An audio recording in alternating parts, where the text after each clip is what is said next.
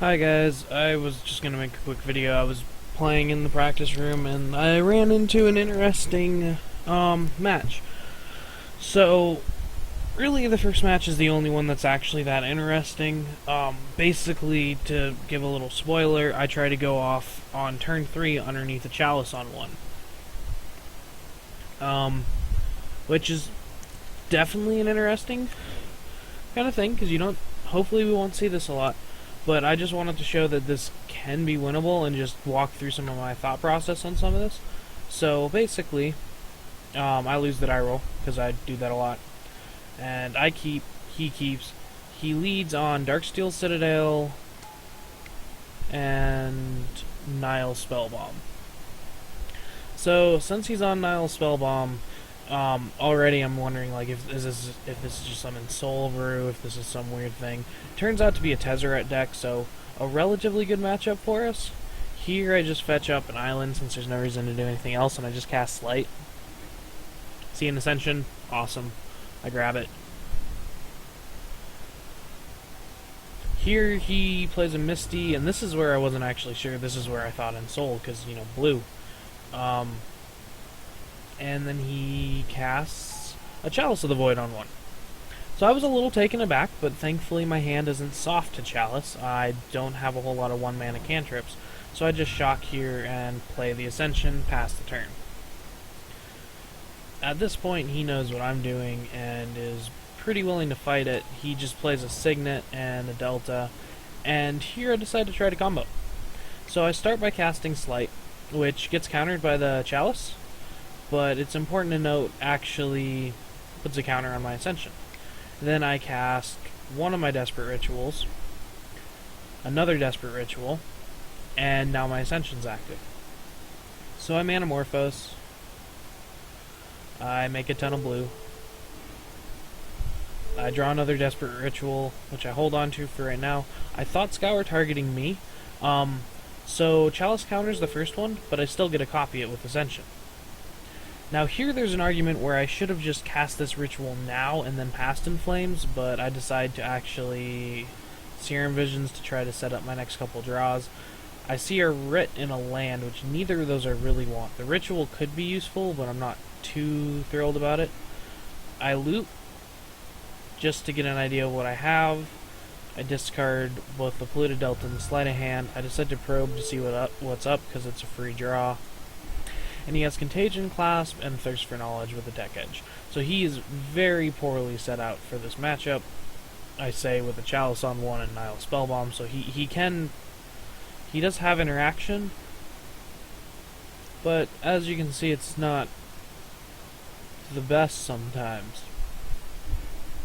So here I just cast Desperate Ritual and I flashback past in Flames, leaving up red. He's gonna Nile Spellbomb in response, which is the correct thing to do. He draws a card since he doesn't have anything else going on. My graveyard's empty. Now with this Past in Flames on the stack, I cast this Manamorphose to actually try and hit a Thought Scour. Instead I just hit another Manamorphose, so I cast it on the stack again, make a bunch more red. And there's my Grape Shot. I only need to cast 6 more spells, which is pretty doable at this point. Here I flashback just at one more hit to try to get that Thought Scour, or 2 more hits since I get to copy it. I still don't hit it, so I cast Looting first, discard 2 lands, then I probe. I see he drew a Crucible, but it's not really important. There's the Thought Scour I wanted, but instead I just want a Vision, set up my draw. I bottom both of those. Yeah, I bought them both of those. Thought Scour targeting me. Draw another Electromancer. I cast the Electromancer, and then I just Grape Shot for 2 over lethal. So, yeah. That's how you go off through Graveyard Hate and on turn 1, and a Chalice of the Void on turn 2. I am testing a version with Faithless Lootings and Thought Scours right now. Basically, Faithless Looting is taking the place of Desperate Ravings. I've so far liked the very first looting that I cast, and only the very first looting that I cast. Any looting I cast after that just always feels like it's putting me at a disadvantage and just screwing my hand over. The first one's fine, and I mean that's the difference I feel with between ravings and lootings is the ravings, the first one's okay, but the third one's always awesome. Especially once you get Ascension going, like, looting will get you through your deck just as fast, but you're left with less cards in hand, so if you have an active Ascension and you draw Faithless Looting, you're probably not going off just because you draw Faithless Looting, where a Desperate Ravings will get you there. Early game, one of them is great. Other than that, I'd rather not cast this card. Other than that, though,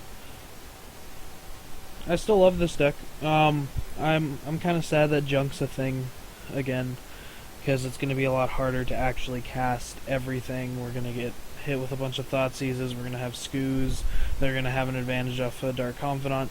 I was playing against the Junk deck the other day for basically 4-0ing in the daily, and I probe him. He has basically nothing in hand. I essentially go off, make enough tokens to kill him next turn, and with his Bob, he flips Maelstrom Pulse, and then draws Abrupt Decay to take care of the Ascension that I was able to get active. So, the sick beats there, and basically they just have so many live draws against us, and it's pretty easy for them to just give us a clock through Scavenging Ooze, or even just a Bob, or a Liliana. Like, if they get a Liliana down, they're basically free to do almost anything for the rest of the game. They're not completely free, but we can't cast an Electromancer on the turn that we're not killing them. So, yeah, I don't know. We'll see how the meta shakes out this weekend at the Pro Tour.